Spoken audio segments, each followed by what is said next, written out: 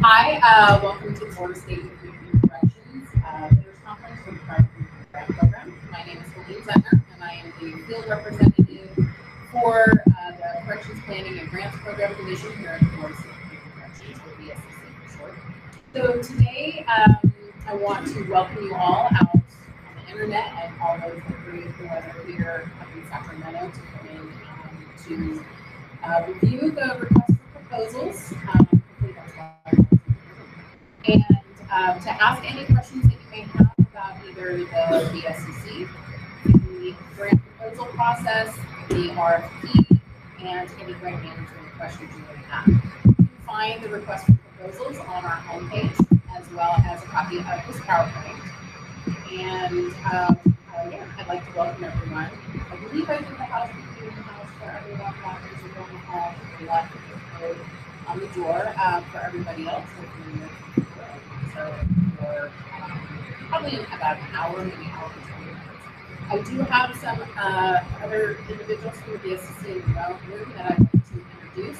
We've got Ashley Manifold. She is actually part of our research team and researcher on the project, who will be overseeing part of the evaluation piece of it. And also, she does the executive steering committee scoring process with them. And then we also have my colleague Colleen Stoner. She is also a field representative with our division, and she oversees the RSAT grants, the LEAD grants, the Pay for Success grant, and overall field rep extraordinaire. And then we've got Sean Moore, who's our IT person. So hopefully with this big storm, the electricity doesn't go out, but he is here maintaining the string for us. So let's get started. So Sean, where's the PowerPoint? One moment. Okay. So I don't do show tunes during these technical, pauses. But let's see. Feel free to ask your questions as we go along. Those who are online, I will try to make some concerted efforts to pause at specific points so that your questions can, Ashley and Colleen are going to be monitoring that. Also, before I forget, if you are watching online, in the comment box or the chat room, can you please put your name and the agency that you're from and the county so that we can kind of have an idea of who is tuning in for this information, and I can get some idea of the different applicants that may be applying for this grant. So with that, I'll be going through a PowerPoint, and like I said, just ask your questions and I will answer them accordingly. And I will also let you know if you're getting ahead of me, and I'll go, wait, I'm getting to that. So let's get started. You ready, Sean? Give me one moment. Okay. Show tunes, favorite movies that are out. Okay, so I'll go ahead and get started with the agenda, and you all in the room should have a copy of that. First, welcome and introductions. I did that, so we can check that out. I'm going to go through an overview of the BSCC processes and ESC process, the Proud Parenting Program, the history, the eligibility and the funding for this request for proposals, some of the grant requirements. Then we'll get into the meat of it, of the request for proposals and those components, and then the instructions, and then followed up by overall general questions that weren't answered during this presentation. Let's see. Also, the questions that you asked today will be put together in a format of an FAQ that we will put online so that other people can get the benefit of your questions and my answers. And I'll be updating those throughout this process through the end of March so that you can always check back regularly if you have a question. But also feel free to contact me. My information is within the RFP, but I'm also in the staff directory on our website's staff directory page. So that would be it for the agenda. So for those of you that have never really worked with the Florida State Community Corrections, we've been around for a very long time. And the first time that, and I can recall that I wasn't there, was in 1944. We were called the Board of Charities. And that moved along through the ages, and then we became the Board of Corrections. And then when Governor Schwarzenegger consolidated all of the correction agencies, we were under CDCR as the Correction Standards Authority. And then we were moved back out from underneath CDCR, bless you, and became the Board of State and Community Corrections as a direct report to the governor's office. So we have an oversight board of 13 members. They are all governor appointed. And our mission has changed very little over time. Our responsibilities include some of those things you see up on the slides. We are work with local corrections, local stakeholders. We try to help coordinate evidence-based programs and practices out in the field, and just basically assisting with the different issues and resources with the adult and criminal justice systems. And the next slide shows you, sorry, where it's really slow, bear with me. These are the 5 different divisions of the BSCC.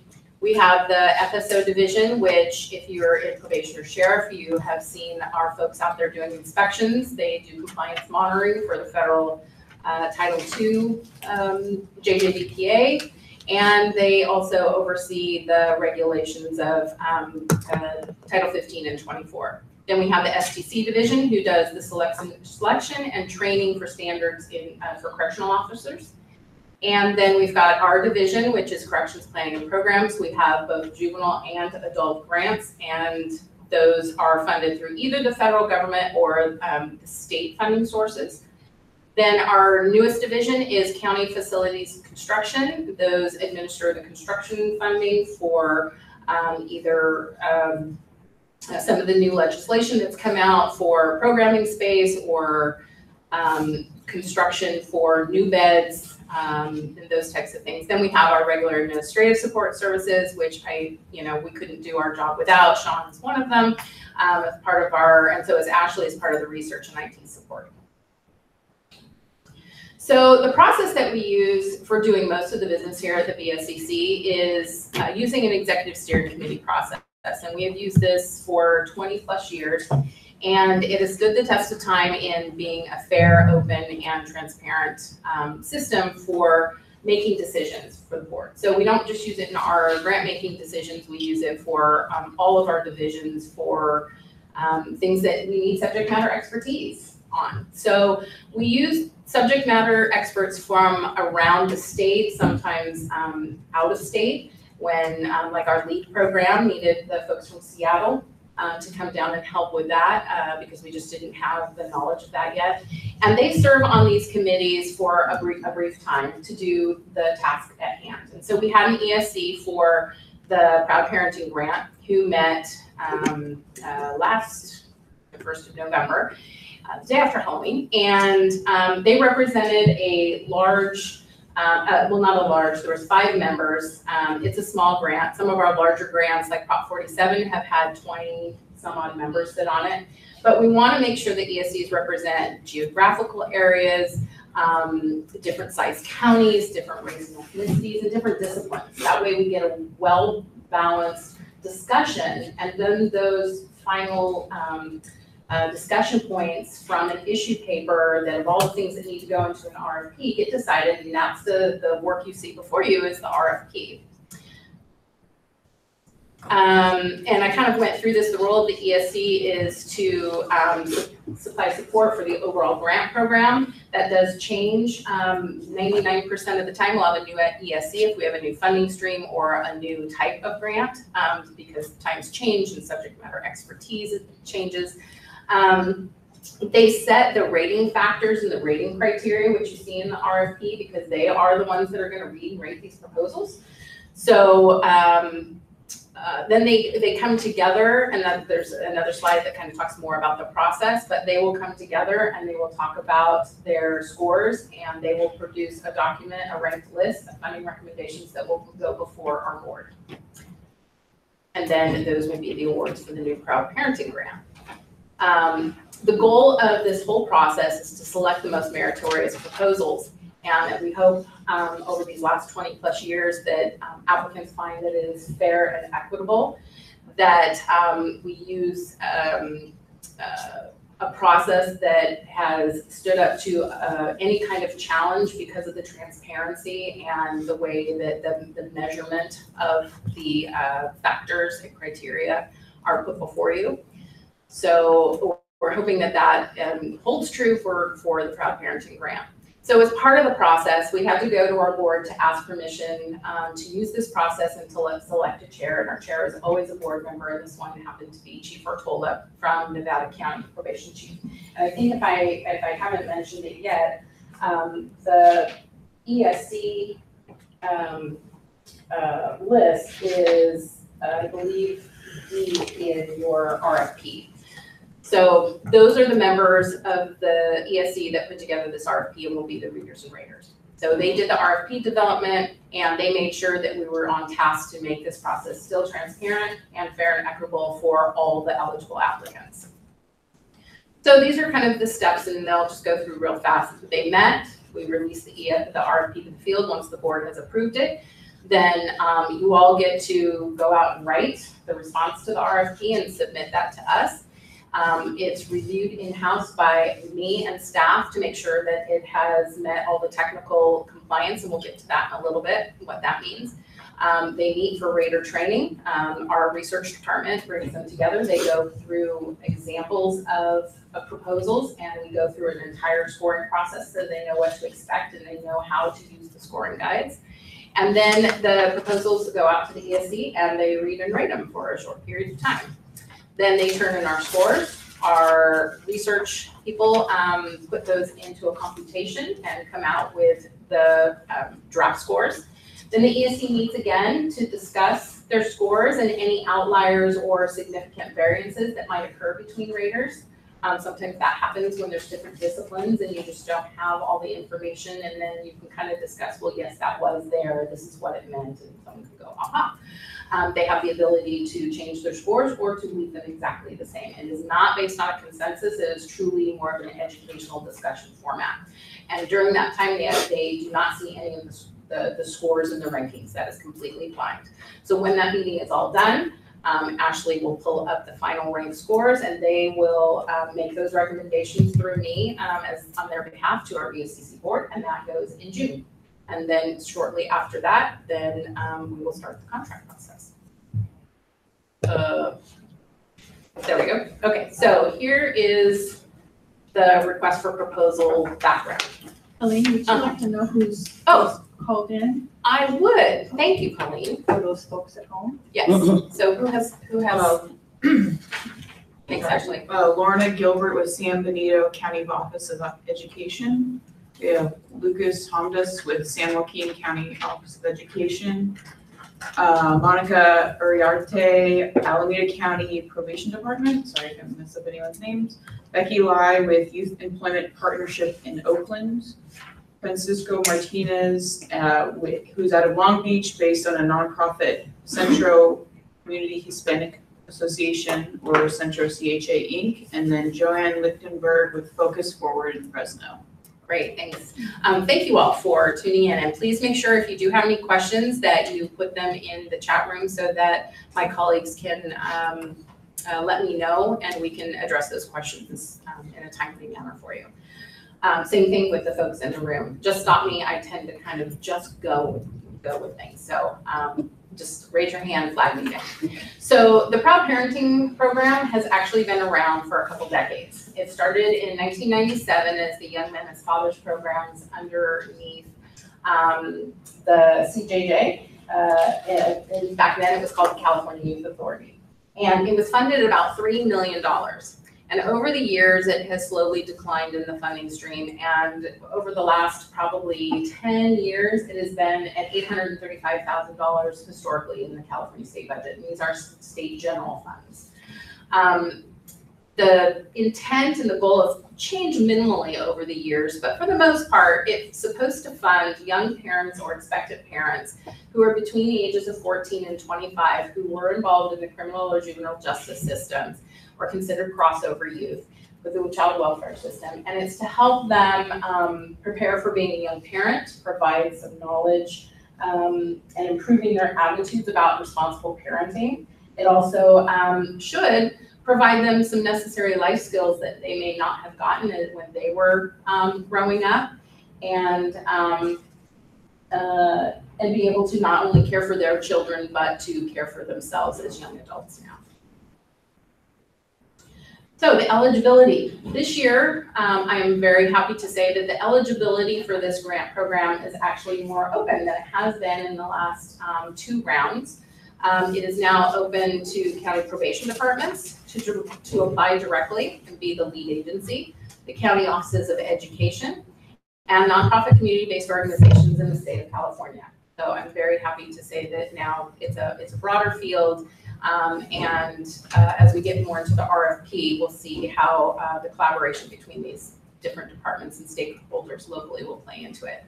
There is some criteria for community-based organizations, and I'm not going to go through all these. These are in Appendix A of the RFP. Is a document that needs to be submitted with your proposal, and it basically tells the BSCC that you have met all these and you're in compliance with all of these. This will be part of the technical compliance review, so if that is not signed or turned in, there is a grace period to turn in things that are not insignificant, but non-substantial changes to the RFP, and if missing an appendix that needs to be signed, we do kind of give everyone like a day to respond to very simple changes like this. So please make sure if you are a CBO that you read this, you sign it and make it part of your package. Also, if you're if you're a county office of ed or probation department, if you are going to be doing business as having a service provider with a community-based organization, you will also need to have this submitted that makes sure that you have done your due diligence to make sure that your CBO has these things. And as we go through the 3-year grant period, as you bring on more CBOs or potentially change CBOs, we will need an update for this for the CBOs that you're doing work with.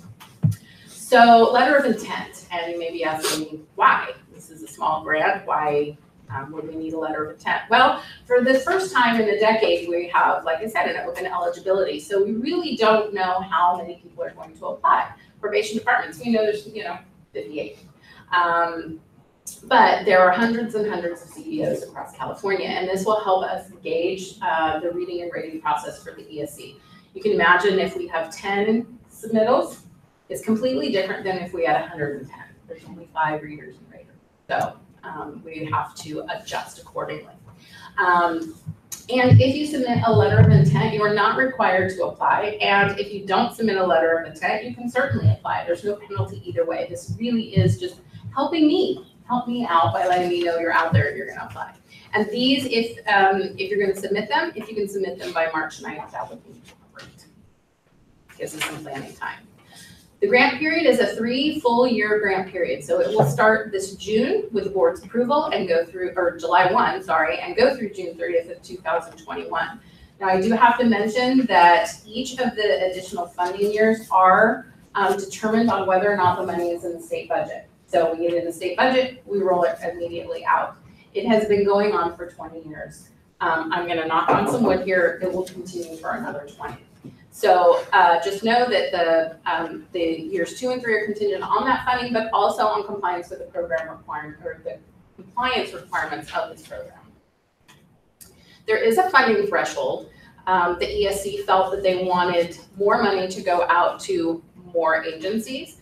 Because it is a small amount, $835,000 a year. They wanted it to go to as many as possible, but not too little money so that you can't really do a lot with, but enough money so that you can actually implement a program or augment a program that's already existing in either adding more individuals and clients or going to a different geographical area.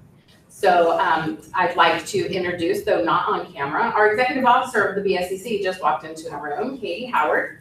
Good morning, everyone. Just want to say hello and very happy that you're here. Also impressed you braved the weather. So, I already used that line. Yeah, of course. So back to the threshold. Right now, or actually not right now, the maximum in order to apply is $104,375 for year 1.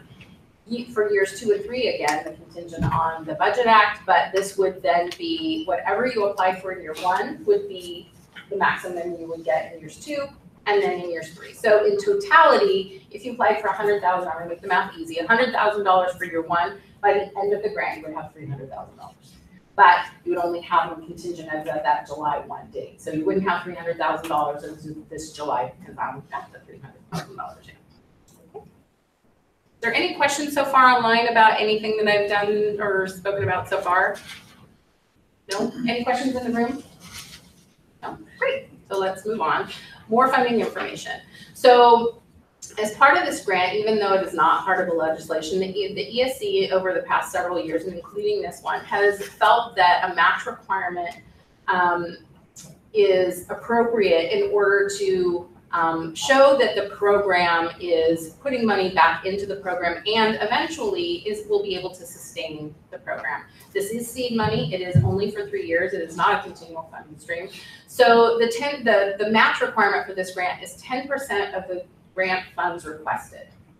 And they felt that in-kind match was the match that they were going to accept, not hard match, but soft match. And so this is going to be support of staff or materials or meeting rooms from either the lead agency or their partnering agencies that do not come out of cash out of pocket. It is a donation.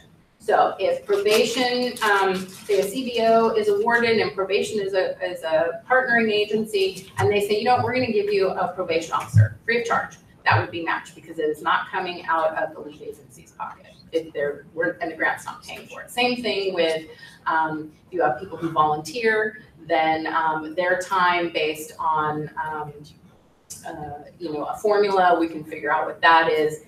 And if you have any questions about in-kind match, let me know. But there is lots of different ways to get match. Yes, Ms. Stemmer. There is one question. Okay. So they just said, can you just review the funding discussion again? I'm not sure exactly. Funding discussion. Okay, I'm not sure, but it's a 3-year grant, a 3-year contract, but the money will only be appropriated on an annual basis based on the funding within the State Budget Act. The amount is $104,375 that you can apply for in year 1, and years 2 and 3 I didn't mention are non-competitive. If you are awarded in year 1, as long as you meet the requirements of the grant and there is money, you will get years 2 and 3, and they will be at whatever it is that you applied for in year 1. You can apply for less if you realize that your match is you know, you've got lots of people donating money to this cause. You can apply for less in years 2 and 3, but you will, as long as there are state funds, you will get the maximum that you requested. Yes, ma'am. Also, another question's come in about whether or not about eligibility, target population. And they want to know whether or not they can serve youth that are on probation. I know you're going to be getting to that, but didn't know the questions there. As long as they are in the community, yes. And as long as they meet the target population criteria, which is that they're between the ages of 14 and 25, which means they have to be 24 at the time of enrollment, because they have to be under 25, then yes, they can be served. Okay, anything else? Not anyone else? Okay. So the proposal packet is due the end of March, last day of March at 5 p.m.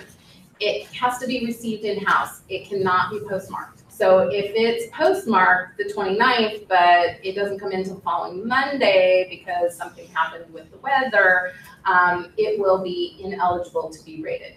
My suggestion is that you send it in with for us to sign for it. That way you have a record that it was received, and you don't have to worry about you know, an outside force. We've had people fly up and deliver it by 5 o'clock. We've had people drive it in. You certainly do not have to wait until March 30th if you don't want to, but I will personally be here at 5 o'clock to receive it. Yes, It's not a question, but this is a suggestion I've heard before. We do not have a drop box. Oh, correct. Well, it's a Friday, yeah. So if I'm you just come saying, up, in case they came after 6 p.m. the night before, they Good could call. just leave it on the front door. yes, our building is a secured building, so you will not be able to get into the building. So our office hours, we do have some people here a little bit before 8, but to be safe, 8 to 5, regular business working hours. The proposal packet needs to be one original packet with all the attachments we'll get to, and the signatures need to be original and with blue ink, and then one electric copy of the entire packet. And that, my email address is in the RFP. They both need to be received by 5 p.m. March 30th. So you can't, send the electric copy in and then put the other one in the mail. Both of them have to be in by 5 o'clock on March 30th. Okay. And there's, in the RFP, there's different ways that you can send it electronically. You can send a Word document, a PDF, Google Docs, any of those will work. Grant requirements. So we will go into a grant agreement, and that is in the packet, and we'll talk about that in just a minute. A governing board resolution that is not required at time of application, but it is a requirement to be under contract with us. The matching of 10%. There is no supplantation for this grant, so the monies have to be something that is not used to replace money for those services that are already budgeted for. So if you have a budget line item that says you're going to serve this youth population at this place for these services, and you're like, yay, we got a grant from the BSCC. Now we can take that money and do something else with it because we can plop it in there. That's supplanting. Same thing with people's salaries. If they're already doing the job that they're budgeted for, and their duties are not,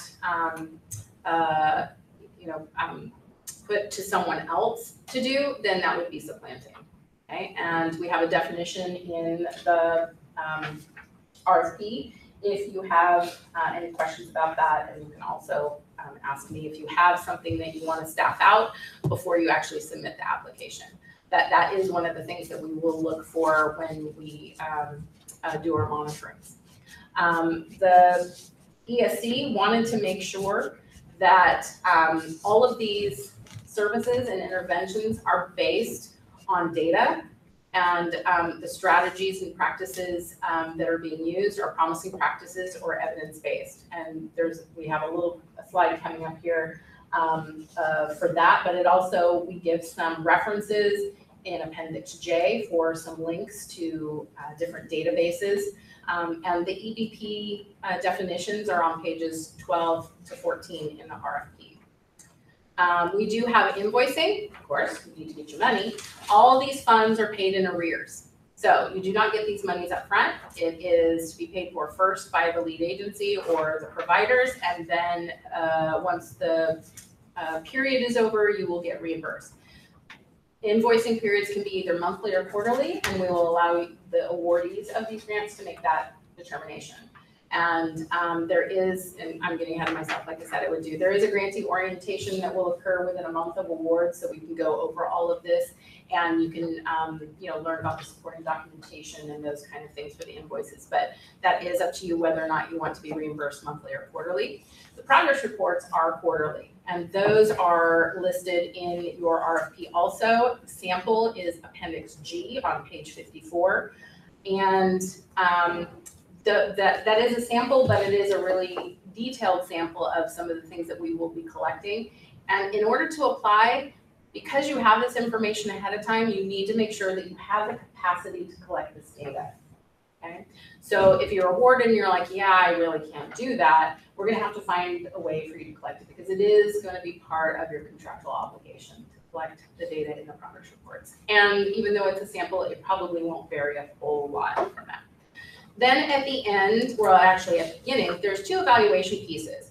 We'll have a couple slides on that in a minute, but there's going to be a local evaluation plan that will be due 3 months after the awards start that we'll talk about, I guess, in a couple of different slides, and also a local evaluation report. And that basically will show to make sure that the project is really hitting the goals and objectives that you put in the RFP, and showing the data and the outcomes for these youth, these participants. Elaine, we have a question. Okay. And one of the viewers wants to know whether or not we can serve incarcerated and or detained individuals with this project. Unfortunately, no. These are individuals that are out in the community already, and that they have had an instance with criminal or juvenile justice, but they are not currently incarcerated or in detention. And a separate question. Okay. They're wondering if the first reimbursement check can be expected 4 months after service begins. So when the award starts July 1, that will be the beginning of the invoicing period. Now, whether or not you pick quarterly or monthly will be determined, but monthly is pretty, easy. At the end of the month, you have, we give you 45 days to give us the information that you need in order to get reimbursed. So quarterly, if it's July, August, September, then that is a reporting period. You can seek reimbursement for your expenditures.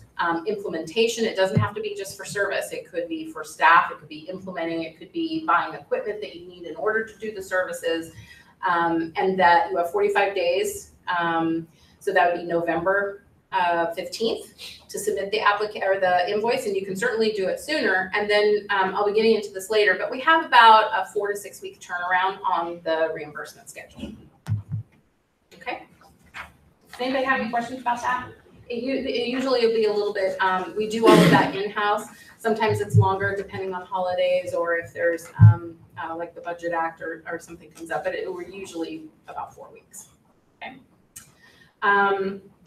Eligible grant activities. So there is very little in the legislation that talks about exactly what needs to happen with this grant fund. However, given the overall goal and intent of this program, applicants need to select projects and activities that best fit the identified needs in the community or their target population. It's not just enough to say, yeah, we've got kids and expectant parents that have brand new babies that need to learn how to change a diaper. That's not the intent of this grant. So there needs to be a little bit of some research being done, and based on the intervention that you're choosing or the type of curriculum you may be choosing, to know whether or not that it actually has some successful outcomes based on what you're choosing. So it is kind of your due diligence to make sure that you're really writing to the needs of your community or the target population within your community. If you are expanding a project, that is fine. You just have to talk about your project in the description, but also the need. Why do you need to expand what you're already doing? And have some local data to that. Just to say, nationally, there's more pregnant teens than ever before. That's awesome. But what about Orange County? That would make a difference. So with this, you can put in your RFP, I guess what I'm trying to get to in this last bullet is that the BSCC may require additional information if you are awarded. And even though you have something written as an eligible cost or activity within the RFP, it may be something that you will need prior approval for, or that we may need to delve a little bit more into, even if it's written and scored within the RFP. For example, you're going to buy a fleet of vans. It's only $100,000. Those types of things are big purchases, and just because it's written in there, and maybe the rest of your program is great, and so you scored high and you got the award, that would be something that would need to be approved for. Out-of-state travel is another one. Hopefully no one is going to be buying any guns or safety vests or any of those, but some of our grants do and it's allowable cost. So just know that even if you wrote into it, it may not be something you just purchase day one. Okay, and staff and myself will notice that when we read the proposals that, oh, if you're awarded in Orange County, sorry, I'm going to pick on Orange County. That's okay. It's the home of Disneyland. It's all fine. That I would let you know you're awarded, great. However, I have another question. Sure. Again, kind of related to eligibility, target population. And the question is, can case planning prior to release count as serving those detained? Let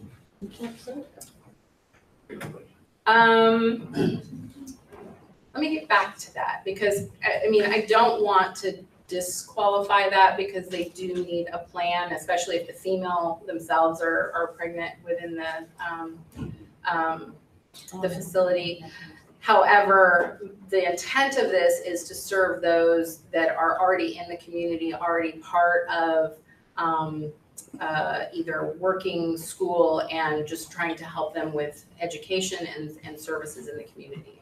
But if it's not a non-eligible activity, it would be whether or not the ESC thought that fit the intent of the funds. So if that's part of your program, I can't say it's not an eligible, but that would be up to the ESC to see whether or not they felt that it warranted a higher score in the criteria in the program and or the need. If you could show the need, then that would be part of the determination. Any more? And I can, and whoever that is, can send me an email a little bit more explicitly, and I'd be able to answer that a little bit better, maybe. All this off the cuff stuff. Okay, so and I told you we'd get to it. Evidence-based strategies and practices. So as part of the application, the ESC, again, like I had stated before, felt that it is very important, especially with the little amount of money that we have, is that you get the biggest bang for your buck. And that would be using a practice or a strategy that has documented and data behind it to show positive outcomes for this population. So in the RFP, like I said, those pages 12 through 14 and Appendix J has information on that. But in general, it's, like I said, to demonstrate that the services are directly linked to the implementation of evidence-based strategies or promising practices.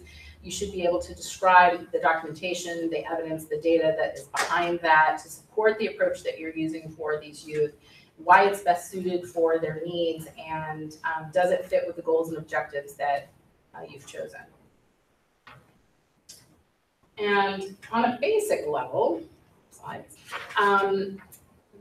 it basically is saying that you're carrying out the intent that you want to for these youth, and either the curriculum or the services that you're providing have some sort of basis behind why you're using it.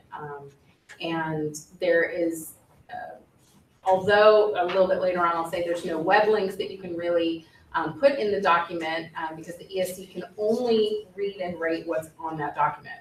So if you put in a Google link, again, I'm getting ahead of myself. If you put in a Google link or a page to something that would give you more information, they are not allowed to do that. So you only have the pages within the RFP to describe not only the need in the program, but if you're looking at an intervention, why you have that. And you're more than welcome to cite it, but as part of data, but they can't use that as part of their rate. I have a question. So what if you use some evidence-based intervention practices that is not targeted at that population initially, but it has been successful and you're looking to transfer those learnings to that population?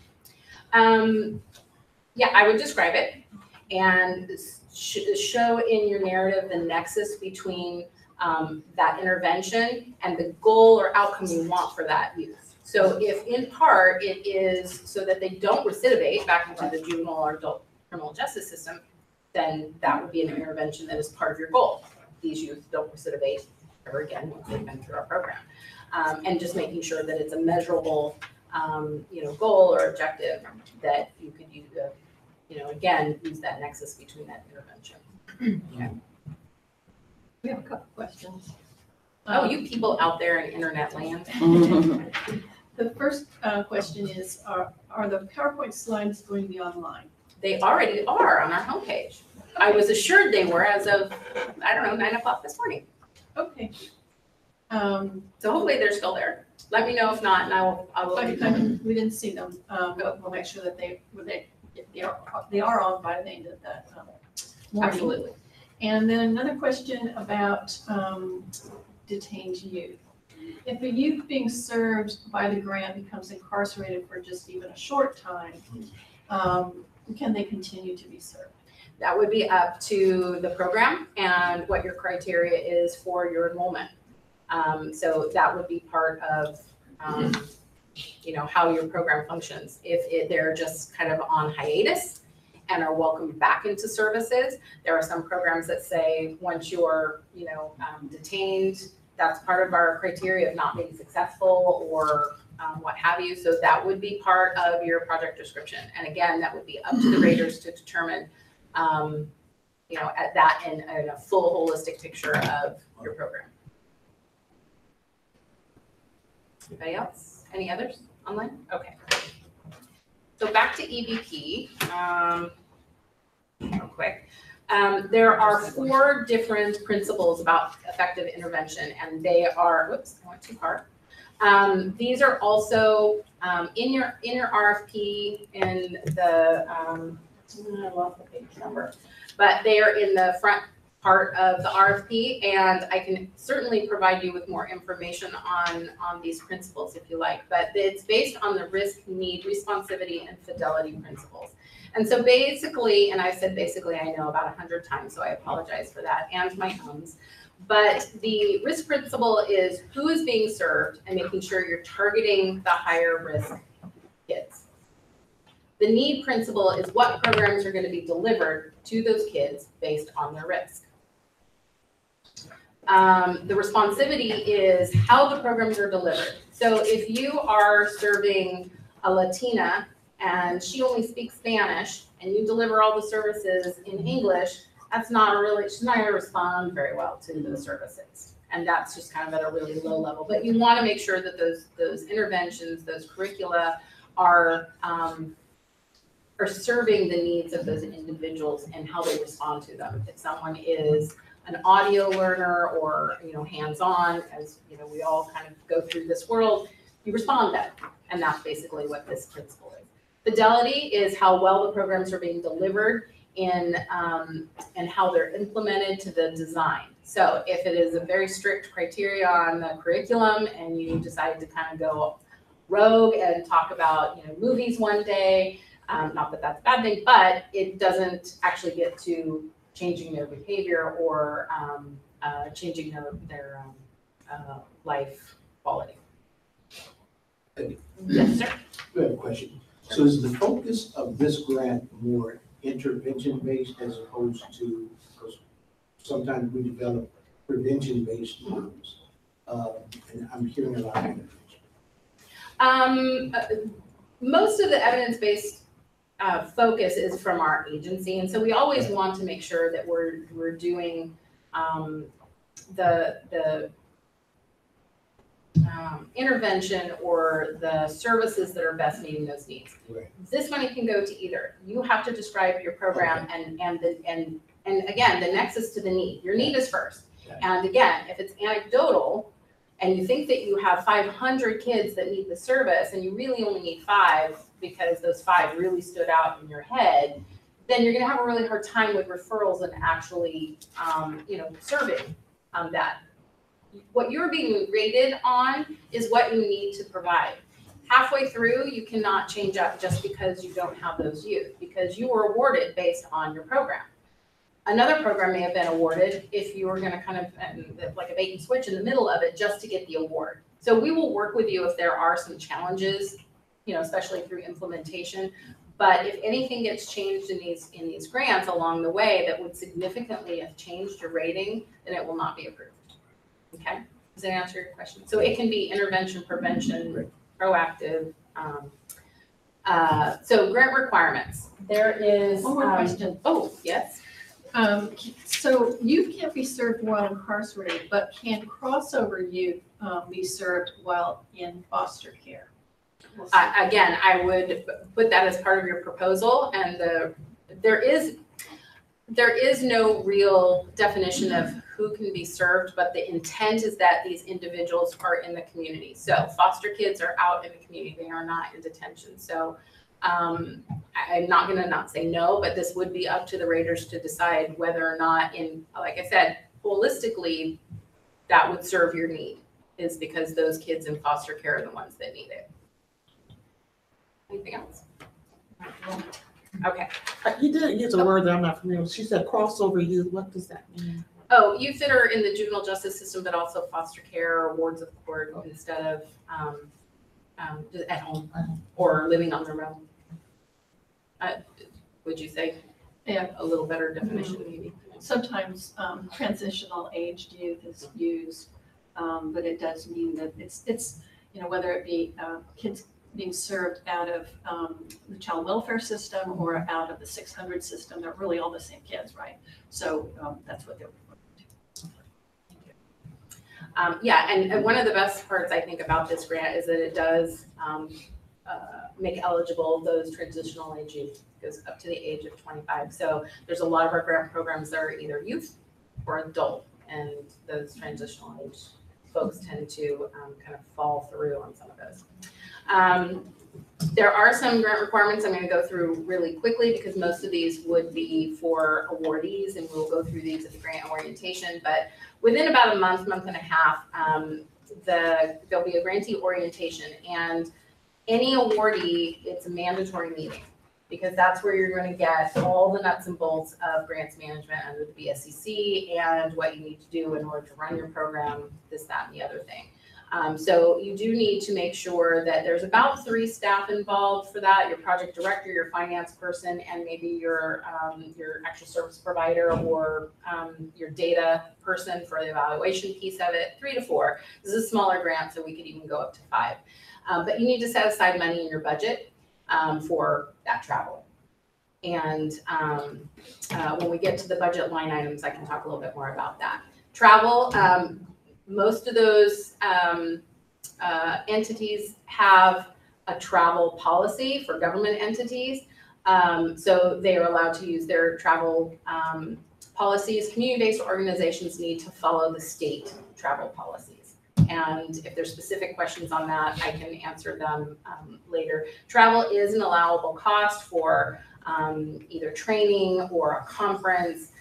So if there are things in there that you already know that are happening, you could put that in your budget now. But certainly as we go through these next 3 years, we can talk about different things that come up that you want to use some of your money for that you wouldn't have known, 6 months before you were awarded. Out-of-state travel, however, that has to be approved by staff, and it is in very rare occasions. One of the only few that I can think of is that, if you're going to put in functional family therapy, and you need to start right now, but it's only offered 2 times a year, and once is in California and once is back in Philadelphia, but you need to get it started. And that is your proposal, then we can work on that. But just to go to a conference or something that looks interesting, no, it has to be something that is inherent to the success of the program and is not offered in California in any kind of mechanism. Appendix H is a document that will need to be part of the proposal packet, and it is about debarment, fraud, theft, and embezzlement. And those is just a policy of the BSCC to protect the grant funds for unreasonable risks of fraudulent, criminal, or improper use.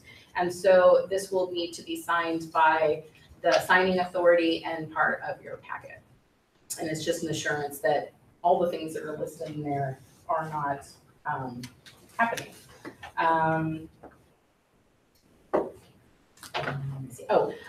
One of the things with our contract is that the lead agency will be signing the contract and have to abide by all the conditions in that contract.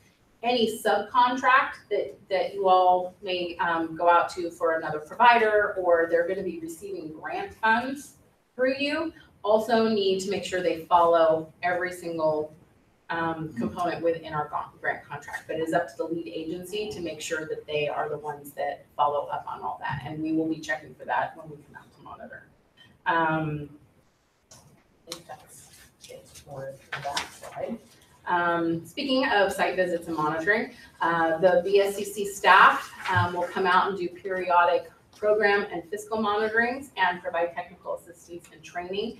The monitoring report, a sample monitoring report, is in the RFP, and it is attachment I. And so you can get a good idea of some of the things that we'll be looking for or questions we'll be asking when we come out to visit. That is actually the best part of my job because we get to actually see the programs at work. We get to meet the clients and the participants and hear how the state funding is actually changing their lives and the lives of their families. The evaluation piece. So the evaluation piece is also in Appendix C. And there are some terms in Appendix B of the glossary of terms that talk about some of the components. Like I had stated before, there's a local evaluation plan. In Appendix C, there are about 20 items that will be included in that plan. There is no formal format for submitting that, but we will work with awardees on that, just so you all know that is a requirement of this grant, is to have a local evaluation plan put in place at the beginning of this grant and a local evaluation report on all the work that was done through those 3 years. It will be something that we will talk more detail at the grantee orientation, but you can get some information that that is going to be a responsibility, and there may be some costs that will be involved in that. We do not say that you need to go out and get, someone from the University of Cincinnati to do all your research, but, look into your local universities or colleges for grad students who are looking for hours and to do an evaluation. You don't have to pay the bucks for this. Okay? But we do recommend that you get someone who is unbiased and outside of your agency.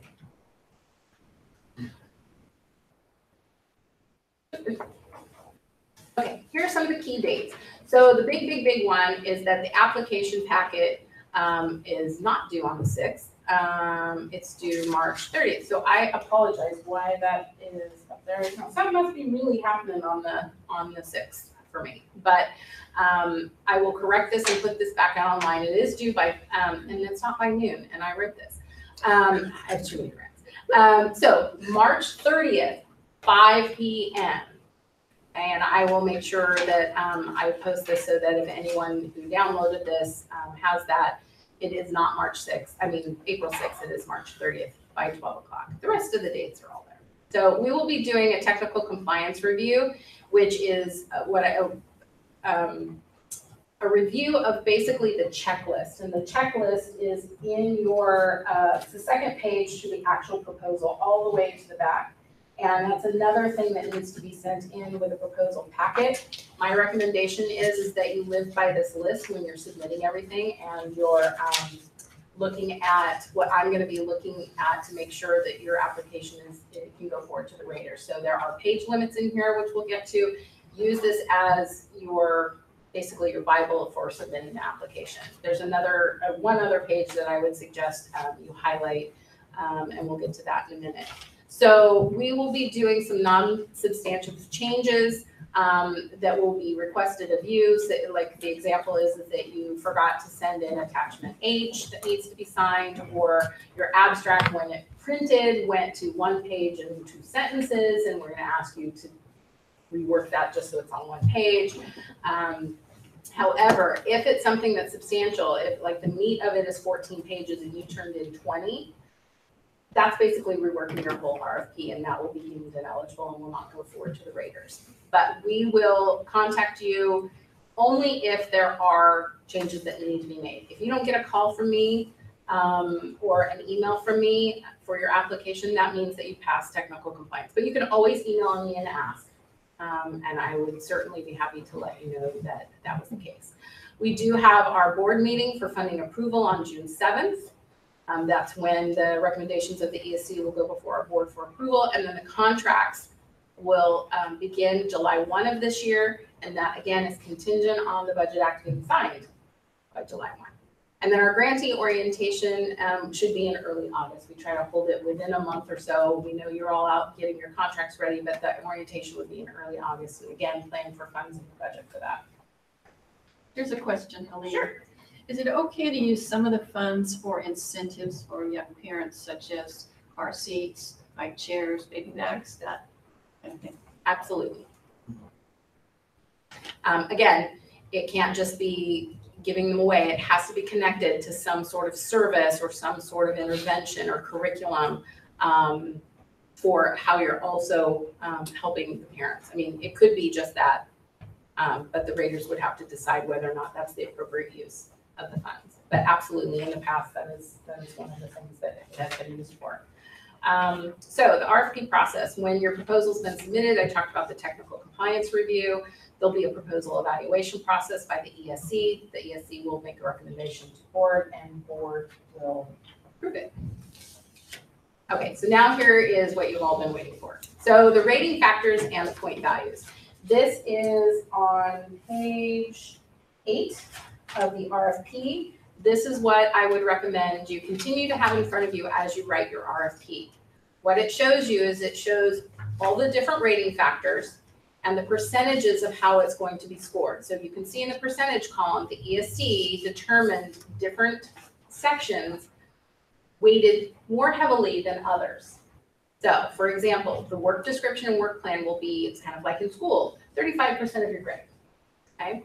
All of these need to be addressed, but in a slide or two, I'll show you that the meat of the proposal is 14 pages long. So except for the budget section and the abstract and the mandatory attachments, you have 14 pages to tell your story.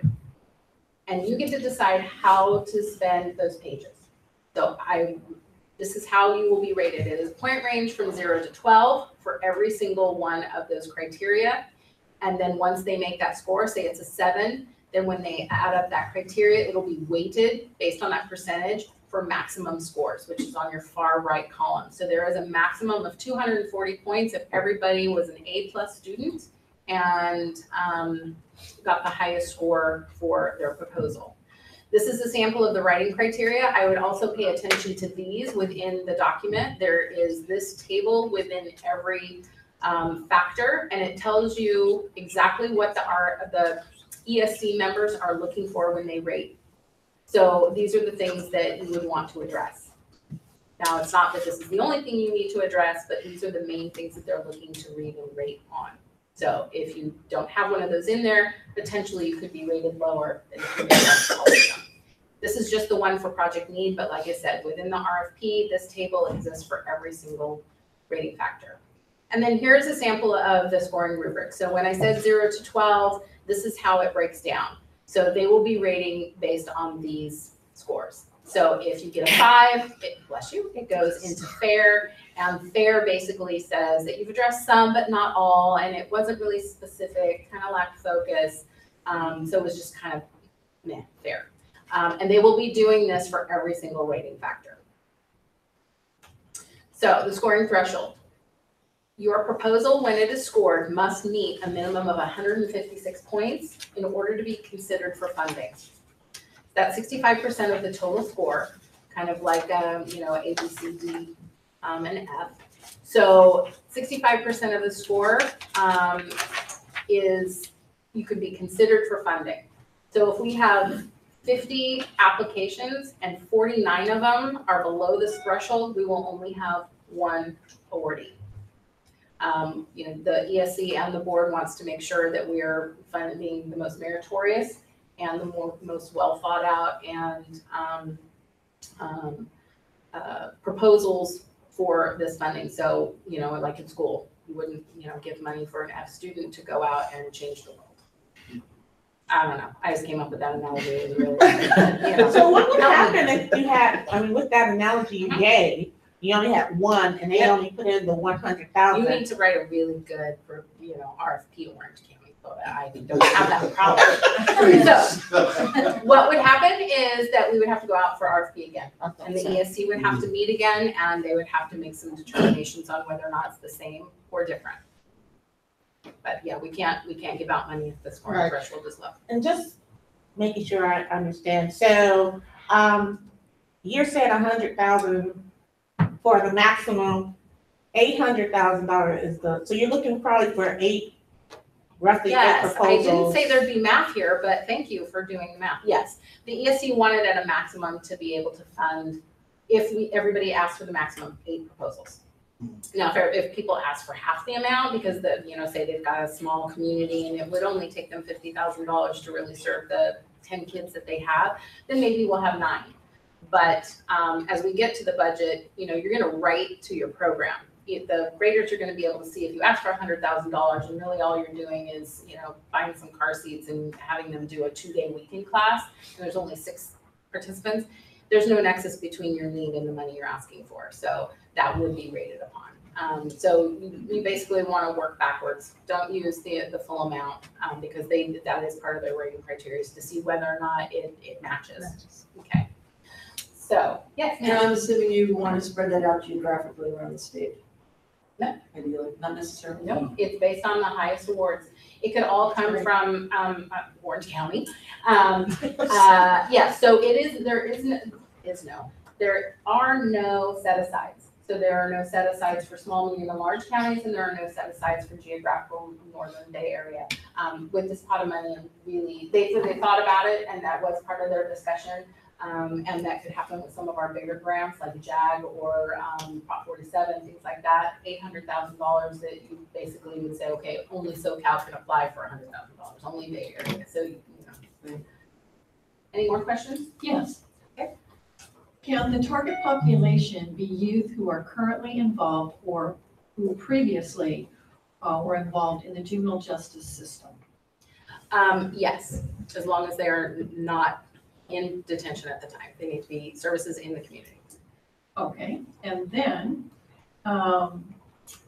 is there consideration for funding equity between rural and urban counties? And I think I just answered that, unfortunately, no. I wish this was back at the $3 million budgeted mark like it was a couple decades ago, but it is not. Though, like I said, the ESC did discuss that. And once they got around to actually seeing all the things that they needed to put in this RFP and how much money it was, they went back and kind of changed their mind. They did want to have smaller communities have, you know, a little bit of extra boost, but it really, it's all fair and equitable. Everybody competes against each other. So, Next question. next question. Can youth repeat the program?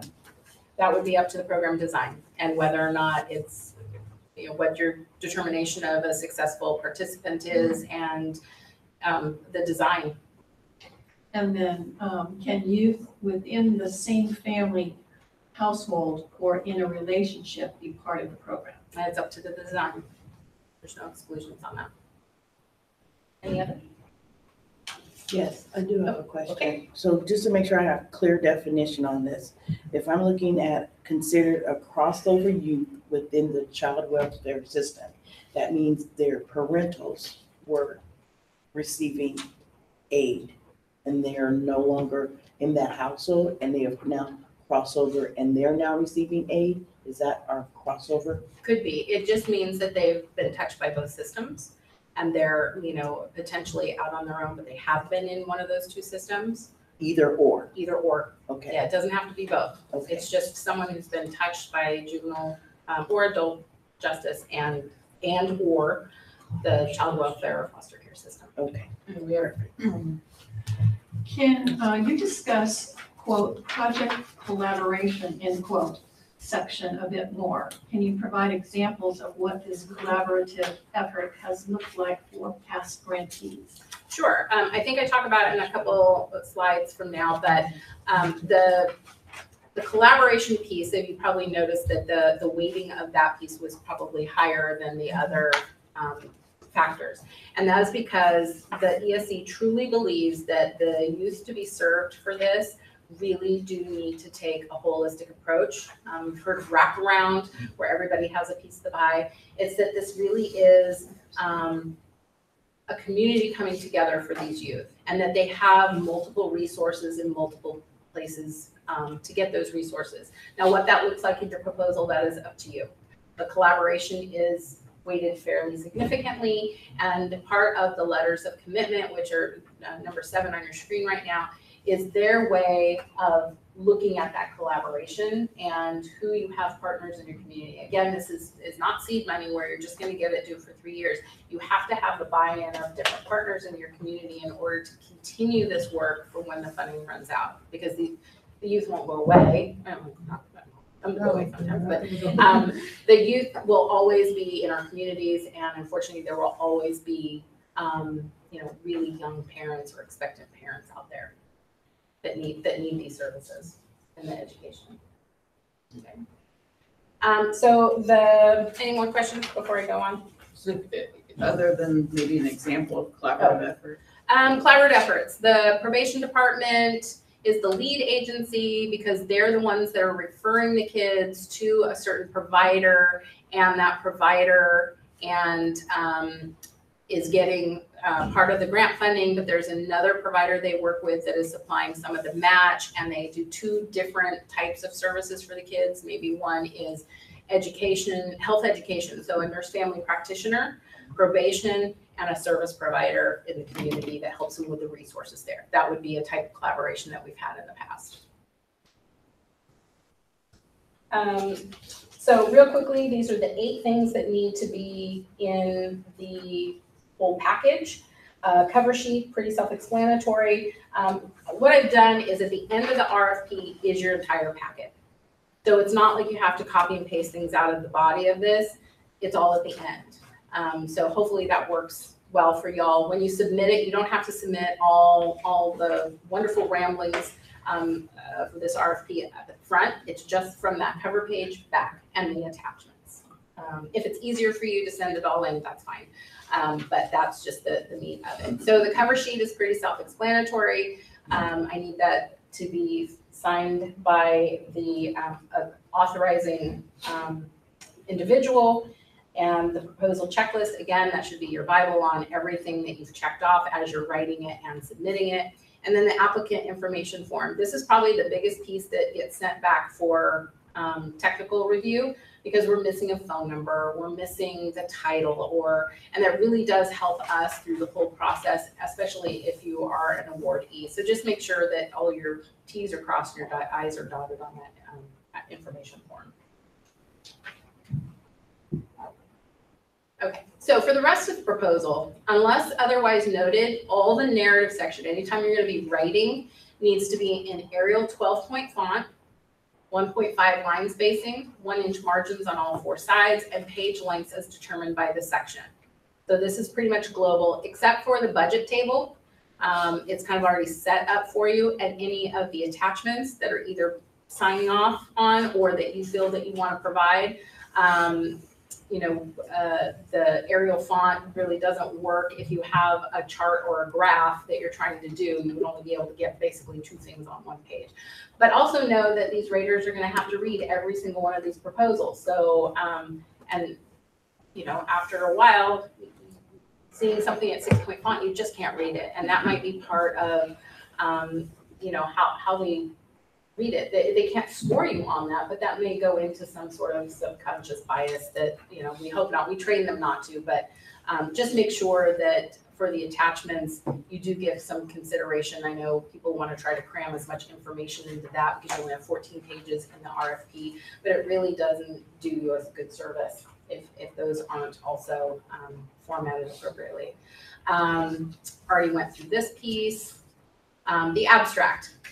It's just a brief summary of your project, no more than 1 page in length, and it is not part of the rating. What it does is it just helps staff and the ESC members, when they're discussing the proposals, have a really quick view of the proposal. So say you got 50 of them in, your abstract gives some just some clues of like, oh yeah, that's that proposal. And then we can kind of also see how many are prevention, how many are intervention, how many are doing this type of service, how much are doing this kind of curriculum. So just 1 page in length, brief summary, not rated. Then the narrative sections are the sections below. So there's need, project description, work plan, project collaboration, evidence-based practices and strategies, and project evaluation. So these are the 14 pages. And again, you get to determine where you're going to put your narrative in these 14 pages.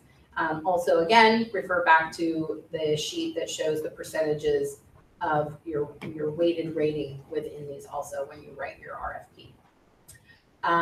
Please use the format that is at the end. So whatever you're writing about should be under that title. So if it's project need, write your need underneath that title. Same thing with work plan and product design. If you have everything in a different section, it is really hard for the raters to use those criteria and rating factors if things are kind of jumping all over. So, be as clear and concise as possible. See. Oh yes, I already mentioned don't use web links. They cannot use them. They can only use the material that is presented to them within those 14 pages. And if you do reference a graph or a table that will be as one of the pages that you're allowed for attachments, then you can reference that, but not an outside source. The budget section, this is what people want to know about the most because this is their money. So the budget table, use what's provided to you in the RFP. Even if those line items do not correlate to what your regular accounting line items are, those are the ones that we use for the BSCC. And so those are your invoice line items that you're going to be seeking reimbursement from. So use this table for not only the state grant you're requesting, but also your in-kind match.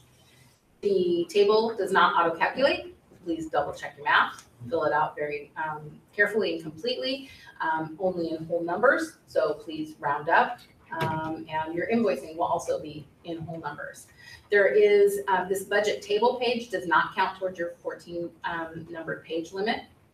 And again, just auto check your table and also the information that you put in your budget narrative, because we'll also be looking at that and making sure that if you say you have 3 staff and they equal this, and when I calculate it out, it is way less than what you're requesting in your salaries and benefits, there may be a question in the rater's minds for that also. And I don't know if I said this, but BSCC staff do not read and rate. We will read them for the material and help guide in conversations, but we are not part of the rating process at all.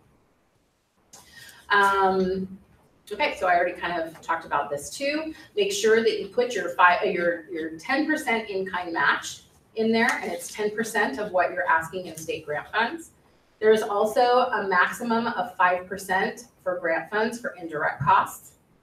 And, but you can use the difference in your indirect as part of, like if your provider has a certain set of overhead and they're using that as part of some, say, IT, they can use that as part of their match. But for state grants, it cannot exceed 5%. And again, double check your math. Are there any questions? Okay, so here is just a sample of our budget table. It's the same one that's in the RFP. There are, besides those 2 categories of the 5% of the indirect costs and making sure you have your match, you are going to put in your request however you see fit and matching your need and your project design. If you have a question on where to put it, that dollar amount, as long as you're consistent through the grant, you can put it in what makes sense for you, except for the indirect or the equipment and fixed assets. That's anything that you're purchasing that's more than $3,500 would need to go in there. You do not need to use all of the rows within this budget table. If you are not planning on buying any service or supplies, then that can be a 0. Just keep it a 0. If you are not planning on needing to do any data collection or enhancements to your system in order to collect the data that's in here, you do not need to put a dollar amount in there. Only in those categories that you are planning on using for your program. The only caveat is the other. That one is going to be for travel, for conferences, for trainings, those types of costs that don't really fall within those other areas. If you are a county office of ed or a probation department and you're contracting with a community-based organization and their subcontracts, that is going to be entirely in that line 4. You do not need to break out their costs within that grant fund sheet. Okay, so if the part of their contract with you is to, I don't know, buy a tablet so they can be out in the fields and actually, order stuff for the family, and it's not $3,500, you would put it in the community-based subcontract line. Oh, yeah. I'm wondering if you can give me an example of what the sustainability planning might have looked like the previous funding. Some of the grants require, not this one, but a council to get together and within, like, say, the county to determine. And so costs that go into making that plan of who's going to supply the money, who's going to supply this, we've got this rolling, we've been going for 2 years, we've got 1 year left, how are we going to continue this program? If there are costs involved in that, like say a meeting space or having to pull in certain type of data collection to find out whether or not you're actually hitting, those needs, you can put it there. But one of the other grants I oversee is the MIOCA grant, and that had to have a 4th year, and you had to have a sustainability plan. And so they needed all the partners to come together. So if there's cost involved in that, then it goes there. The ESC specifically wanted to see if there was specific cost to sustaining the program during the grant period. Okay, budget narrative. This is where you're going to tell your story for the budget. So if you, again, like I said, if you have a certain dollar amount in your budget table, that needs to be reflected in the narrative, and then detail out, be as specific as possible without, writing War and Peace about how you're going to use these funds to meet your objectives and your goals and the things that you're going to be spending this money on. So you can be as specific as possible. If you know the cost of a staff member that you're going to hire to do a certain work, and it's going to be, this is their base salary, here's their salaries and benefits. It doesn't have to be, exactly. So if 6 months from now you realize the cost of living went up and it's going to be a little bit more, we can work with that. But this needs to show, your need and your plan and your description of your program need to all come together in this budget table narrative, because they will be looking at that, and it is a rated factor. Again, double check your math. If you only have $500 in, say, fixed assets, and you've got $30,000 in the budget table, there's going to be a question.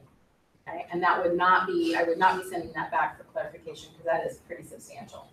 So just make sure you double check your numbers.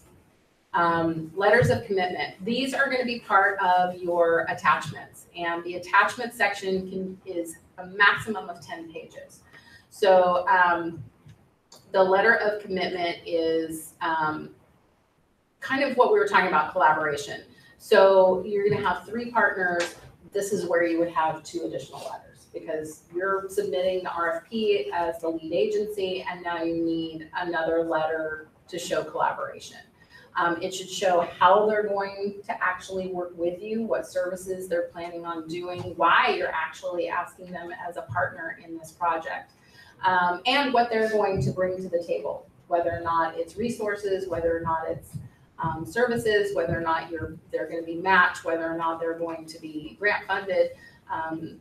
Again, it does not need to be long. It just needs to be part of your proposal project. And again, these are not rated, but it is part of showing commitment for that collaboration.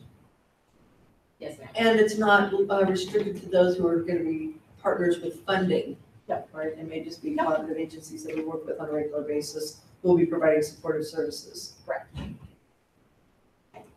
I kind of, again, got a little ahead of myself. So it identifies the roles and responsibilities of those partners, how they're going to play a part in the outcome, and all this is part of the RFP, is to, showing the commitment for that sustainability piece, basically, that you have partners and stakeholders in the community who will lift you up and help you serve these youth. So other attachments. So you have up to 10 pages, which include the letter or letters of commitment. And these can include endnotes, bibliographies, like you're citing data, and you don't want to take up the 14 pages with an endnote. You can put it in this last section. Letters of local support, which got to your point. Charts and graphs that are cited within the narrative section. So if you want to show certain data or certain things that help support your RFP, you can put that in these sections. Just make sure that if you're going to put charts or graphs or references in there, you clearly document it within the narrative piece, that it's in attachment 2 or attachment 4, so that they know that they can look at that and know what you're referencing. We have a question. Sure. One of the viewers anticipates a variance in the line item expenses across the 3-year term. They want to know whether they should submit 3 separate budgets, or will budget addendums be allowed? Good question. Did everybody hear that? Yeah. Okay, so you're going to apply for year 1 dollars only.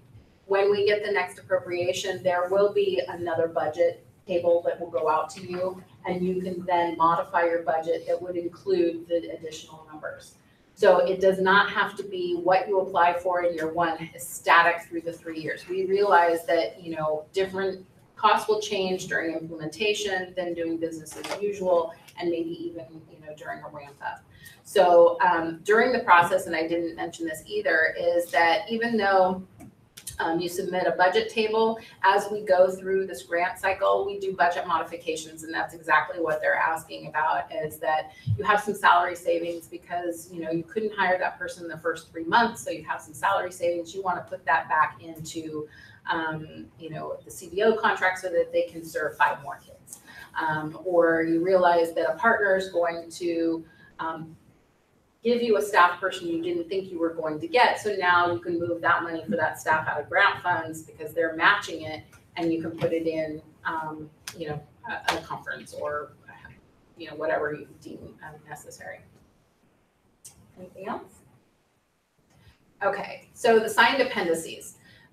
These are not part of the extra 10 pages for your attachments, these because we are requiring them, but they are part of the full packet. So Appendix H, which is that certification of debarment, fraud, theft, and embezzlement, and a governing board resolution, which is not required at the time of proposal submission unless you have that. I know with some of the larger agencies or departments, you can't get on a board calendar until after you've gotten an award.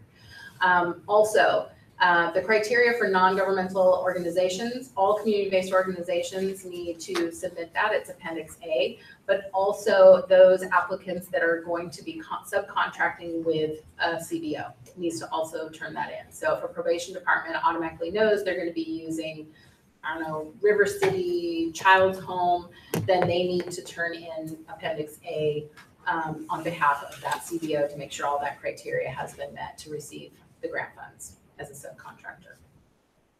I have a question on Appendix A. On Appendix A? Sure. The bottom where it says name of contracted party, Mhm. is that only if we have a subcontractor? Well, yes, because the signature below is basically saying that you are making sure that because you're the lead applicant as a CEO, that you meet all those criteria. And then if you're doing business with someone else, then that would be the place. So like probation, they would have you, but if it's you, then it would be if you're supplying grant funds to another partner. Another question. Sure. Where can we access a list of previous grantees? So on, this is going to be, okay, so on our homepage, if you scroll down to about the middle, there is we call them buttons, but there's kind of a picture that says grant funded programs. And if you click on that, it will take you to our division page. And there is another, you're gonna have to click a couple times, where it says grant programs off to the right-hand side. I think it's called Quick Hits, and it says grant funded programs. You click on that and you will get to a page that has a whole bunch of accordions, basically just titles. And they're in alphabetical order. You go down to P for Proud Parenting. And when you click on that, it will expand, and that will give you our current cohort and their project descriptions and the funding amounts. And then it'll also give you the prior 2 cohorts, who they were and their dollar amounts, but we do not have their descriptions on there. If you do want some that are listed there that you think might be similar or want to see what they are, I do have them, and I can they're public information. I can supply them to you. And I'm not sure, I don't remember if I have this on another slide, but the list of the ESC members are in your packet, and they're also online. You are not allowed to contact them during any part of this process. Also, as staff here, I cannot assist you in the writing of your proposal. I can provide you with technical assistance and maybe clarify something for you, but I cannot help you and tell you. I mean, basically, I've been providing technical assistance for what you can and can't do.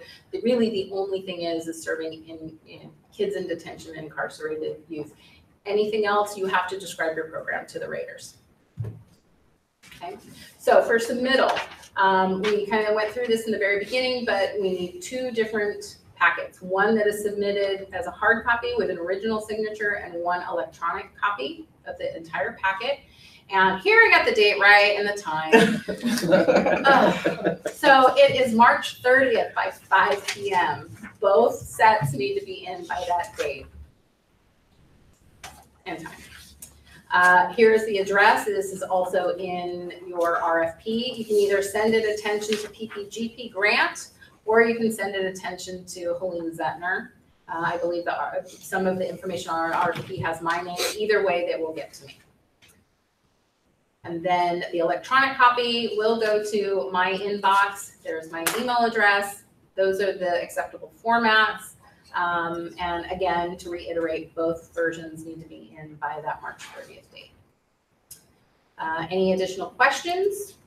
That would be me at that email address. And with that, I open it up to anything that you have questions about, the proposal process, the BSCC, me, anything else. We have one online. Okay. Wow, looks like over the years, BSCC has moved to exclusively fund probation departments as the lead agency for this program. Would you say the board prefers that a nonprofit not be the lead agency? No. As I mentioned, each time we have a funding cohort, there is a different ESC, and the eligible applicants are up to the ESC to make that determination. So I was not lead on those, so I can't tell you why it was determined. If you, and it's not on the website, but if you go before that, the cohort before that, there was only 2 government entities and the rest were CBOs. So again, like I said, this time the ESC did decide to open it up. This is the first time we've allowed offices of education to apply. So not just CBOs or not just a probation department. So I'd say no. It's a short answer. I'm sorry, I missed the question. Oh, I'm sorry. The question was, does it look like the board favors the probation departments receiving this money over CBOs? Because the last 2 cohorts were, and they were the lead agency. That meant that we worked directly with probation, but some of them, 90% of the money went to CBO. So they still, CBOs were providing the direct services, but the probation department acted as, as the lead agency. They had to deal with all the fiscal, all the programmatic, anything that I or, my colleague who was doing it prior to me, that's who I talked to, unless there was something that needed to go, because the project manager was actually part of the. But when you come out and monitor, you're actually going to the CBO. I see everybody. I see everybody. I would come out and that compliant or not, it's a comprehensive monitoring tool that's in the RFP is all the things I would be looking at. So I would not only look at the lead agency, but I would want to sit in and look at maybe a class that is being taught or an intervention that is being going on, or there's some that have had maybe like a graduation party and coming out and seeing that also. So it runs the gamut. I have one more question. Yes, ma'am. If I could go back, and this was on the page 27. Okay. It says have a valid business license. Okay. And some, for our program, we don't need a business license. However, we do have the EIN number. Okay. So is that like an and or is it encompassing that you have Some to of have? these are legalese. Okay. So I would go ahead and fill it out as it pertains to you, and I will defer to our counsel and get back to you if there is an issue. But yeah, it's kind of out of my. Thank you. Mm-hmm. Any questions from online? No, right now, not right now. Not right now. Well, get them in because we're wrapping up. This is pretty much your time to ask. And again, I'm always available by email or phone. Any of the questions that were asked here today, we will be part of our FAQs. If you have other ones, send to me directly. I will, at different times update those to the website if they really is a broad question. If not, if you have a specific question, I can answer it. But again, only in context to the RFP, not specific to a program. In the collaboration, if we're working with other partners who are providing funding for a good chunk of the services, should we be showing that value? I mean, it doesn't really fit within the budget and it will far exceed the 10% in kind. Should that be documented somehow? Awesome question. So the question was, if you have more match, basically, than the required 10%, do not put it in the budget table. Okay, that is in your back pocket, and I would definitely discuss that as part of your narrative and in your budget narrative that you have these things. But if you put, and I'm really glad you brought that up because I didn't look at my notes. If you put it in your budget table, you are contractually obligated to that. In the past, I have had people match 300%.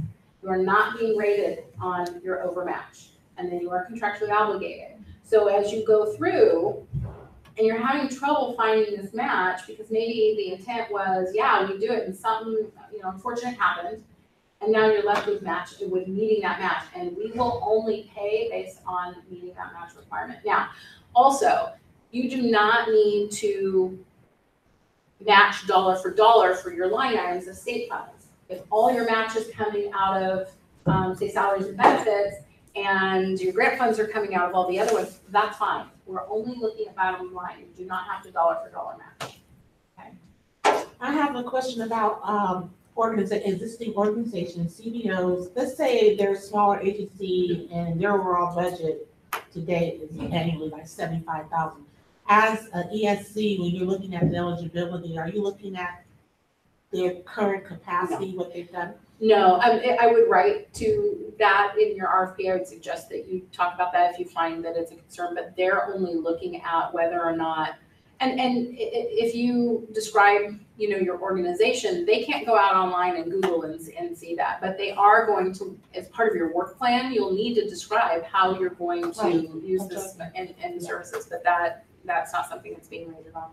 The only piece that would be there is if you have been in existence less than 6 months. Mm-hmm. Because then it's like, oh, we've got this money, let's go start up something and then apply for it. You have to have had, at least 6 months in existence.